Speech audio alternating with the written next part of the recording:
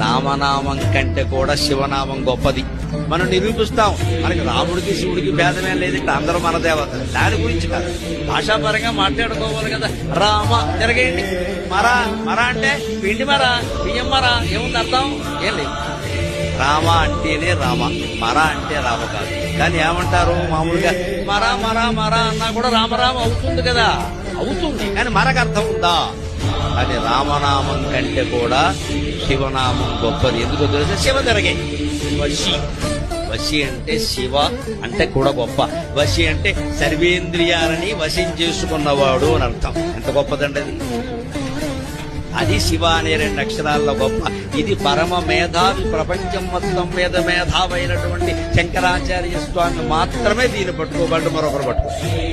ఇది చెప్పింది ఆయన ఒక్కడే, ఇంకెప్పుడు చెప్పలేదు. యావత్ సంస్కృతి తాగించారు. శివనామాన్ని తిరగేయండి మీకు శక్తి ఉంటే అన్నది.